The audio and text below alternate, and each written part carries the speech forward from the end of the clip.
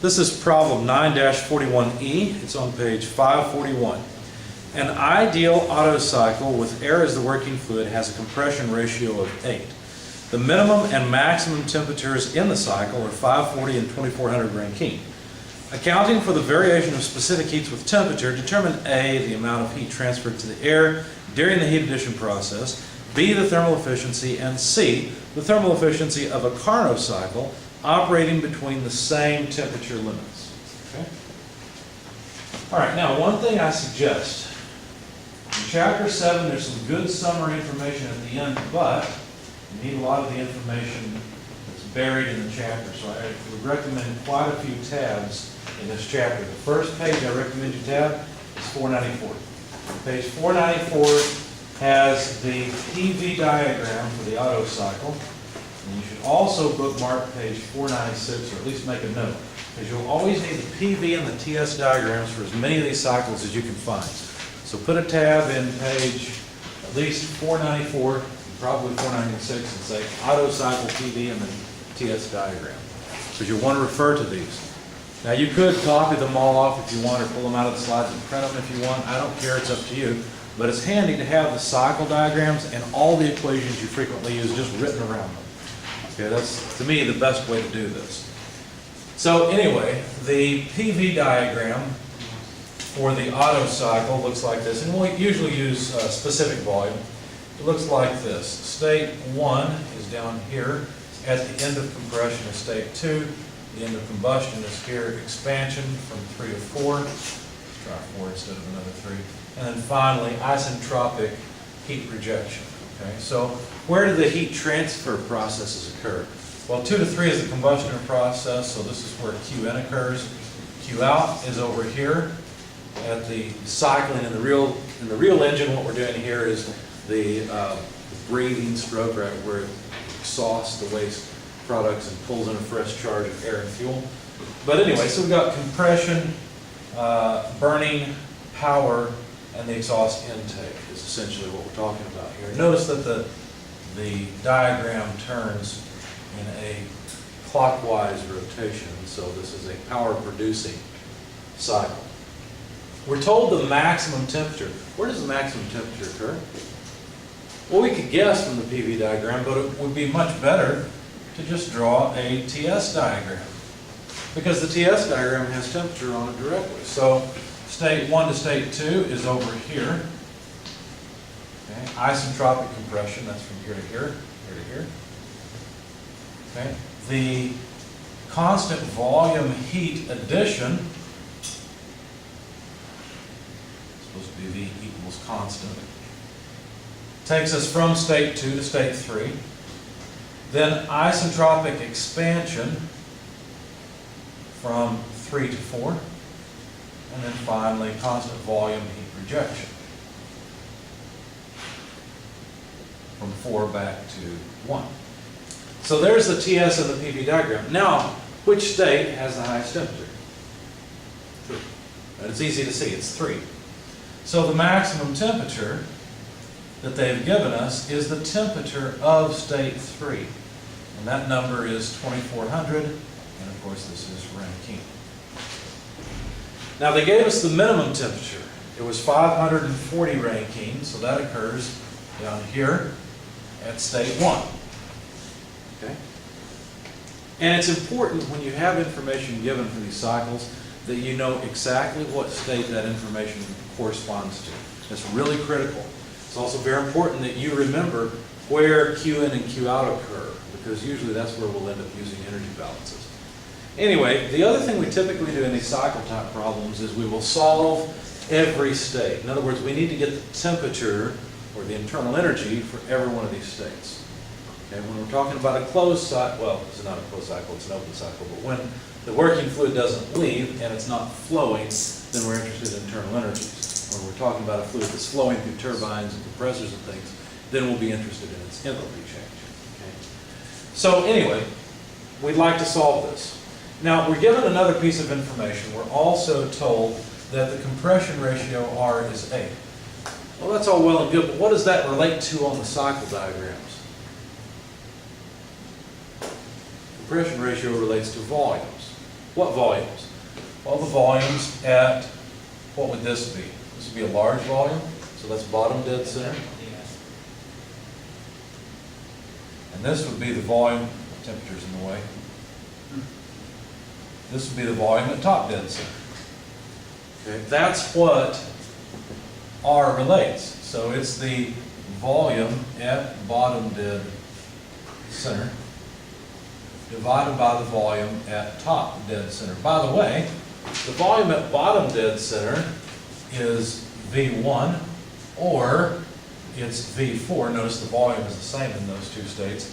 And the volume at top dead center is either V2 or V3. Normally what you'll do is you'll put V1 with V2 and V3 with V4 when you're coming up with these ratios. This is another piece of information you may want to jot down next to your PV&TS diagram. It's just something that's true that we use a lot. We're supposed to find out how much Qn occurs, so we're looking for this guy. We'd like to know that. We need to know the thermal efficiency,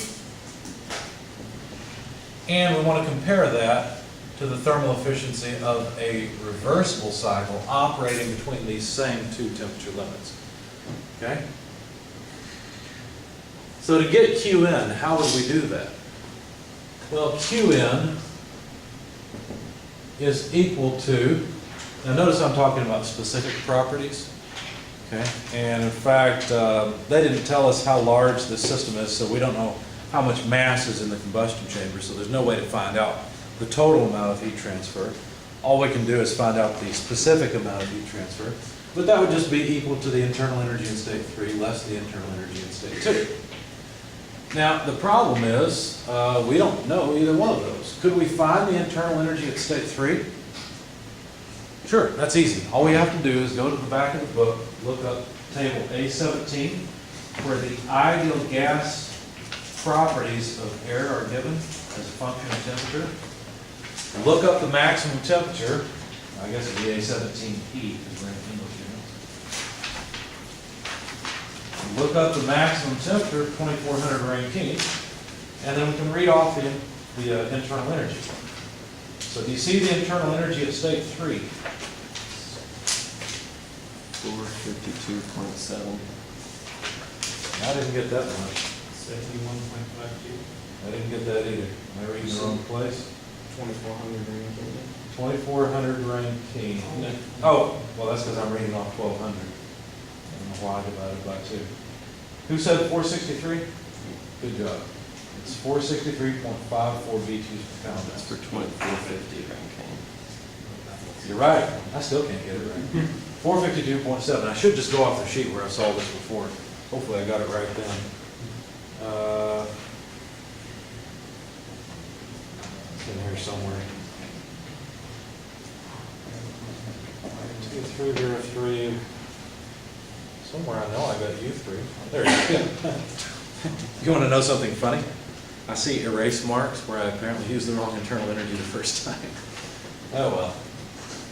Okay. So if I don't get the problems right the first time, what are the chances you're going to on the exam? It's not going to happen, right? So you need to show me what you're doing and why. Show me equations. Show me what you're trying to do. Don't just write down numbers, because then I have no idea what you're trying to do.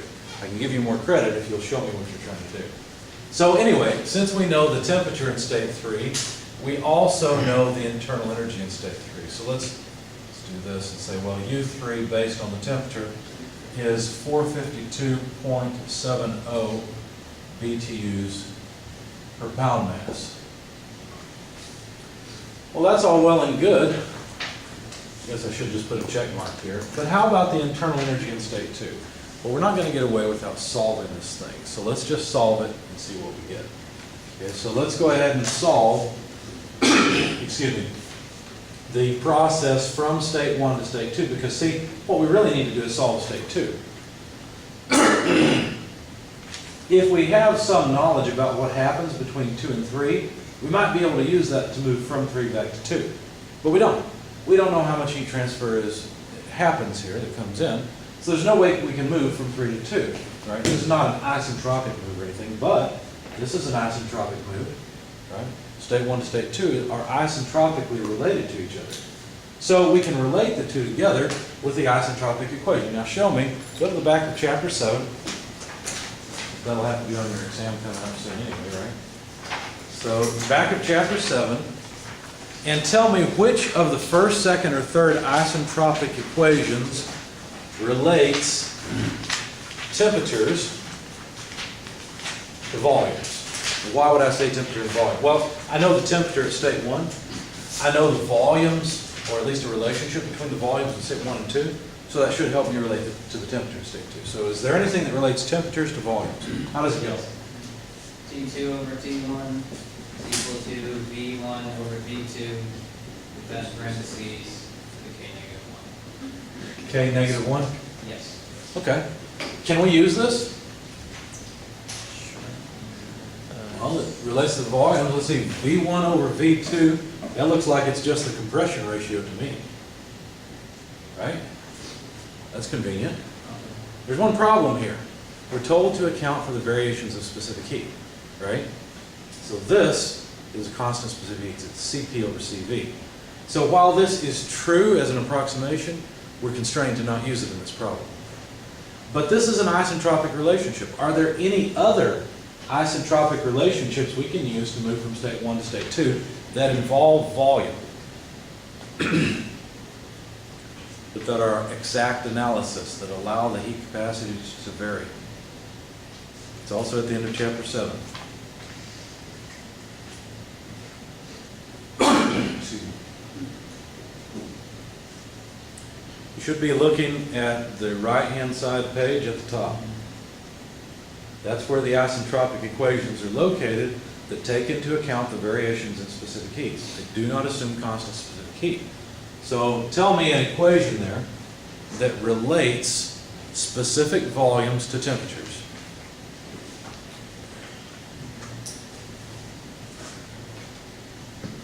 You see any there? How about this one? Entropy R1. Well, how about this one? V2 over V1 equals VR2 over VR1. Wait a second, I thought you said relate volumes to temperatures. I did. This is a temperature property. You may want to make a note of it. How do I know it's a temperature property?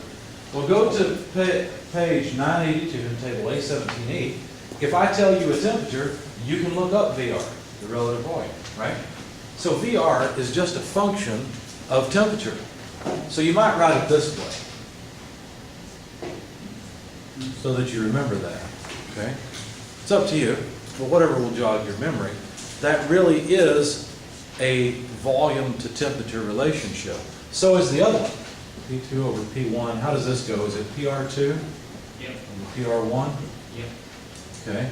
These are also functions of temperature. The PRs, you can look them up the same way, right? You go to page 982, read off or given a temperature, you can read off PR. Okay? Now, will this one really help us in this case? No, it's not convenient. It relates pressures in the two states, which we don't know. So let's not bother with that. Let's use this one. In fact, notice that we can find VR1 pretty easily. All we have to do is look up 540 Rankine. In fact, more generally, let me show you what we're doing here. We're moving from state 1 to state 2. This is our first process where we're going to solve something. What we're going to do is say VR2 equals VR1 times V1 over V2. Okay? And so this is the same thing as VR1 multiplied by the compression ratio R. I'm sorry, there's two R's. This is the relative pressure, and this is the compression ratio R. So we're running out of symbols. Did I get that right? Something's wrong. I should, oh, I didn't solve this correctly. This should be 2 and 1. I didn't copy that equation down properly from my notes. So this would be 1 over R. Okay? Well, what is VR1? Well, T1 at 540 would allow us to read off VR1, so let's do it. 144.32. I agree. Good. So VR1, 144.32. It has no units. Okay, so we don't have to worry about that part. Okay, so if we then divide that by 8, that means VR2 is 18.04. You guys see what I did? All I did was I took that and divided it by the compression ratio of 8. Okay? Now what? Well, now we can use VR2 to find out anything we want to know. For example, we could find out T2 if we wanted it, but we don't really care about the T2.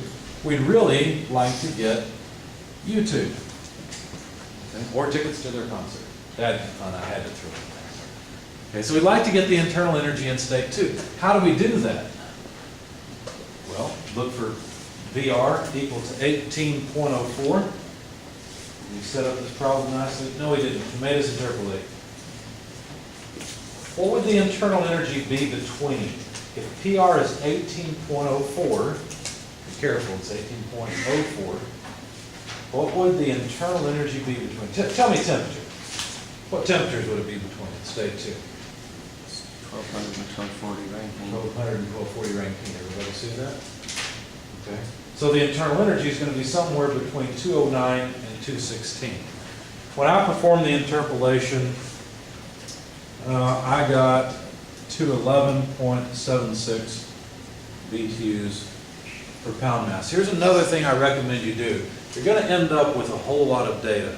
One thing that you can do to make your life easier instead of doing things like this, any temperature that you get, go ahead and just add it to the diagram. But if you get something of interest that you're going to use, make a nice table. So let's have state 1, 2, 3, and 4. Okay, so here's our state. Let's also have a table of internal energies. Okay? Since we're using VRs, let's put those in as well. Okay, so VR1 we found for state 1 is 144.32. VR2, 18.04. U1, have we looked that up yet? We have not. If we go to 540 Rankine and look up U1, what do you find? 92.04. Good, 92.04. Of course, these are BTUs per pound mass, so let's make a note of it. Okay. We calculated by interpolation the internal energy in state 2. Okay?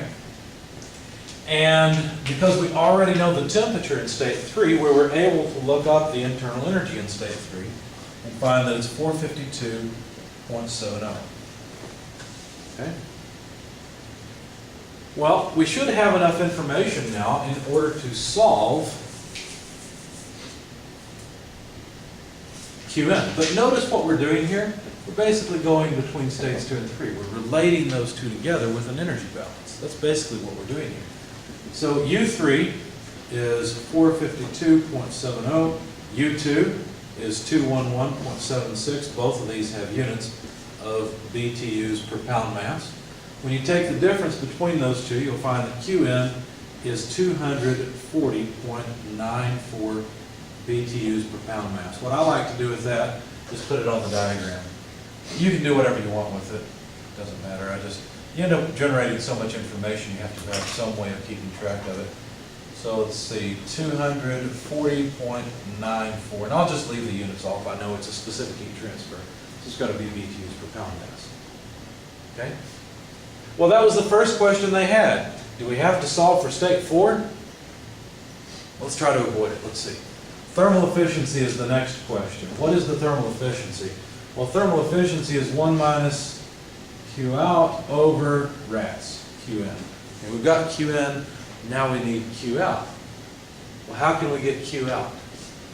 Well, let's see. If we try to move from state 4 to state 1, we could use an energy balance to say Q out is equal to U4 less U1, and guess what? We still have to calculate U4. How can we come up with U4? Well, we could move from state 3 to state 4. Now, how are states 3 and 4 related to each other? Give me a big hint here. Constant entropy. They're isentropically related, that's right. Okay? States 3 and 4 are related isentropically. What kind of isentropic equation should I use? Same thing I used before, right? Because look, these two states, 3 and 4, are related by the same compression ratio that 1 and 2 are related by. So we can write a very similar equation to what we had before, and notice what I'm doing here. We'll write that again in a moment. I'm essentially moving from state 3 to state 4. What you notice about these problems is typically you're constrained to just walk around the whole thing and solve the whole cycle. That's pretty much the way I normally set these up, and that's the way most of the problems in your homework and on exams are set up. Now, in an exam situation, usually there's not enough time to solve everything, so commonly what I will do is give you information about 3 of the states and constrain you to calculate the 4th state, for example, from the 3rd state. Like I wouldn't give you Q out, for example. So you'd have to use an isentropic relationship between 3 and 4 to go from 3 to 4 and to solve state 4. Okay? So it's helpful to know kind of how these problems usually go. So 3 and 4 are related isentropically. What does that mean? Well, that means V4 over V3 is equal to R4 over VR3. But by the way, V4 over V3 is just the compression ratio R. And so if we want to solve for state 4, we'll need to solve for VR4, which would be the compression ratio times VR3. Could we get VR3? We could have. We solved the state, right? Well, actually, we didn't even solve it. It was given 2400 Rankine. So if you go to 2400 Rankine, you can also look up VR. And that number is 2.419. So when you multiply 8 by 2.419, you get VR4, and that number is 19.352. Okay, so now we've got state 4. What do we really want? We want the internal energy. So what is the internal energy in state 4? Well, you have to use this, and again, we probably have to interpolate. Let me check and see. We're looking for VR of 19.35. Yep. Yes, we have to interpolate? Yes. No, of course. 1160 and 1200. How much? 1160 and 1200. 1160 and 1200? You're talking about the temperature? Okay. That's probably true. What about the internal energy? Because that's what we really want. 201. 201 to 209. In fact, when I performed the interpolation, I got 205.54. Now, I'll let you guys use computers on my exams. You might want to set up a spreadsheet that can do all these interpolations easily. It's up to you. I don't know. Maybe that would save you time. You'd have to use it in the homework and get used to it, but it could be done. You could also use ease to solve these problems, but that's your choice.